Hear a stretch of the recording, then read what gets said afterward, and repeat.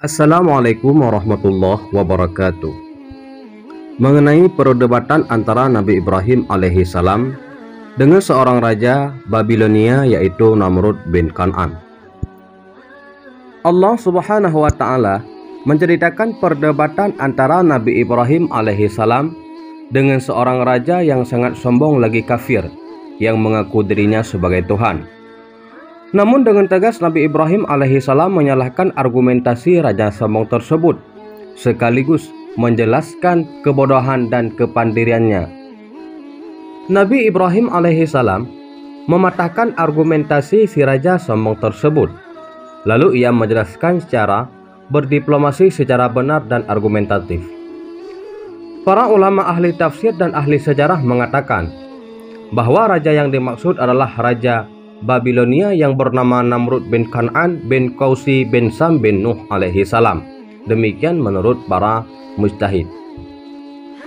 Namun ulama lain mengatakan namanya adalah Namrud bin Falih bin Amir bin Saleh bin Arfaksyad bin Sam bin Nuh alaihi salam. Mujahid dan yang lainnya mengatakan bahwa ia adalah salah seorang dari 4 raja di dunia yang besar. 2 orang raja mukmin dan 2-nya lagi kafir. 2 raja yang beriman ialah Zulkarnain dan Nabi Sulaiman alaihi salam. Sedangkan 2 raja lagi yang kafir adalah Namrud dan Bukhtanasar.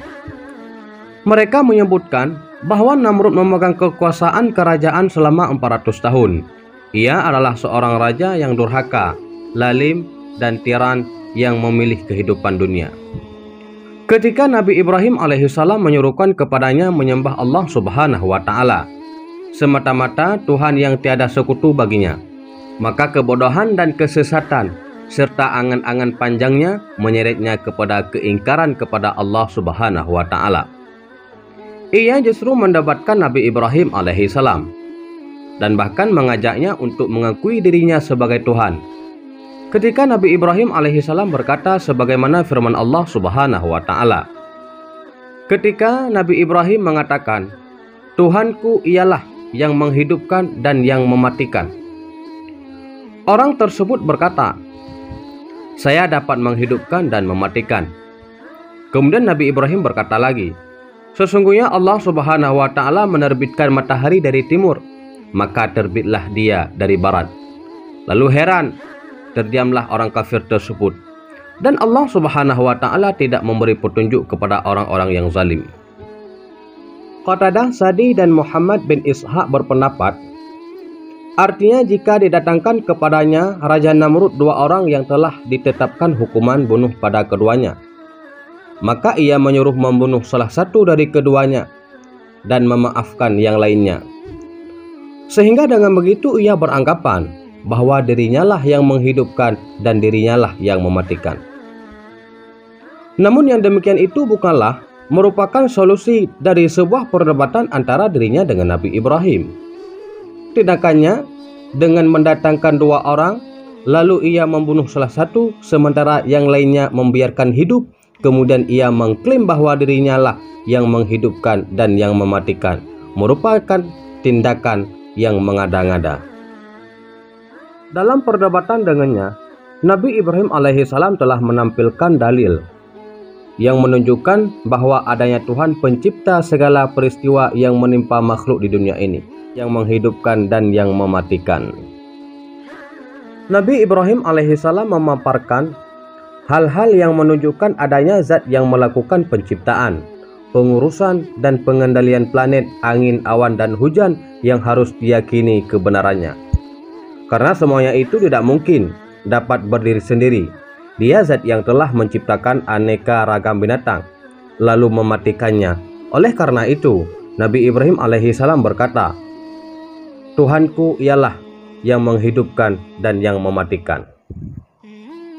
Sedangkan pernyataan si Raja Bodoh Namrud, sebagaimana yang terdapat dalam ayat selanjutnya. Orang itu berkata, saya dapat menghidupkan dan mematikan. Jika yang ia maksudkan adalah bahwa dialah yang membuat atas semua yang ada ini, berarti ia benar-benar sombong lagi ingkar. Namun jika yang dimaksudkan ialah seperti yang dikemukakan oleh Qatadah, Sadi, dan Muhammad bin Ishaq. Berarti ia telah mengatakan sesuatu yang berkaitan dengan ucapan Nabi Ibrahim alaihissalam, karena ia tidak dapat mendebat dan tidak juga memamparkan argumentasi. Setelah perdebatan, Namrud terpatahkan oleh Nabi Ibrahim alaihissalam, namun tidak disadari oleh kebanyakan manusia yang hadir menyaksikannya. Maka Nabi Ibrahim alaihissalam kembali mengemukakan argumentasi lainnya yang menjelaskan adanya zat penciptaan dan batalnya pengakuan Namrud. Sebagaimana firman Allah Subhanahu wa taala, Ibrahim berkata, "Sesungguhnya Allah menerbitkan matahari dari timur, maka terbitkanlah dia dari barat." Maksudnya adalah matahari itu setiap hari diperjalankan olehnya, terbit dari timur sesuai yang dia ciptakan dan diperjalankan. Dialah Tuhan yang tiada Tuhan selainnya. Dialah pencipta segala sesuatu. Jika seperti yang Anda akui, hai Namrud, bahwa Anda dapat menghidupkan dan mematikan, maka terbitkanlah matahari dari barat, karena yang mengakui dapat menghidupkan dan mematikan itu dapat berbuat apa saja yang ia kehendaki. Bahkan segala sesuatu yang ada di dunia ini akan tunduk kepadanya. Jika benar apa yang Anda akui itu, maka kerjakanlah perintahku ini. Namun jika tidak dapat melakukannya, berarti Anda tidak seperti pengakuan Anda sendiri. Juga setiap orang tentu yakin bahwa Anda tidak mampu melakukan hal itu. Bahkan untuk menciptakan nyamuk saja, Anda terlalu hina dan lemah. Anda tidak dapat mampu untuk melakukannya.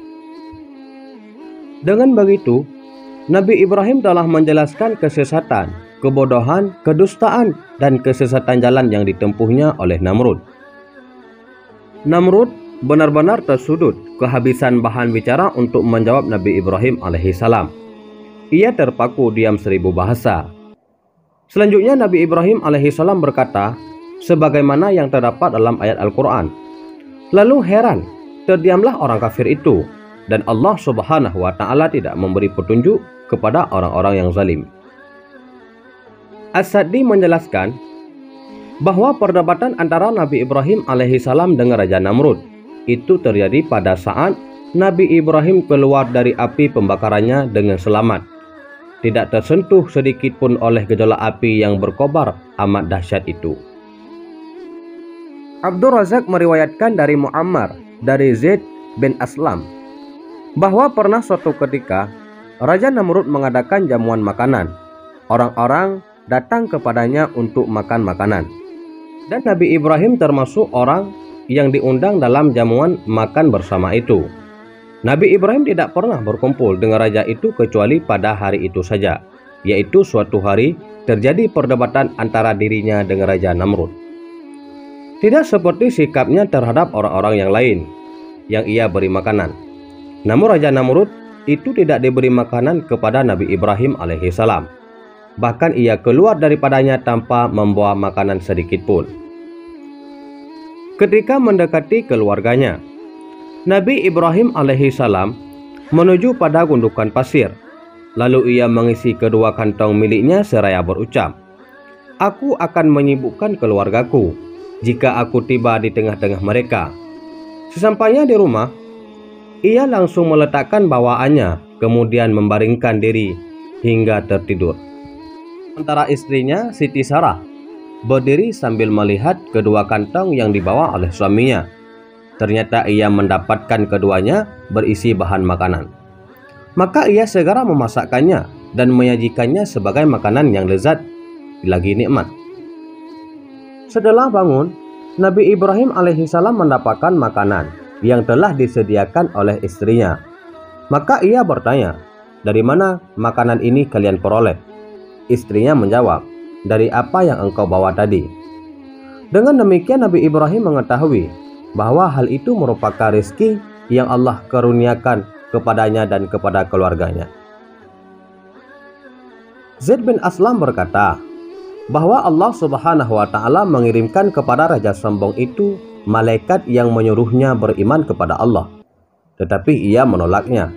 Lalu malaikat itu mengajaknya untuk yang kedua kalinya. Sampai ketiga kalinya ia tetap menolaknya.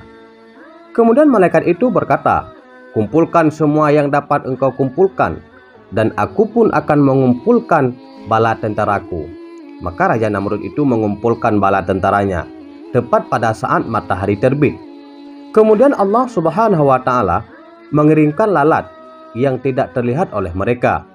Lalat itu memakan daging dan darah mereka hingga yang tersisa hanyalah tulang belulang saja.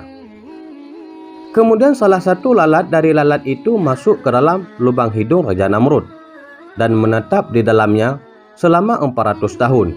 Dengan lalat itulah Allah Subhanahu wa Ta'ala mengazabkannya, dan selama itu pula ia selalu memukuli kepalanya dengan besi sehingga Allah Subhanahu wa Ta'ala membinasakannya Raja Namrud.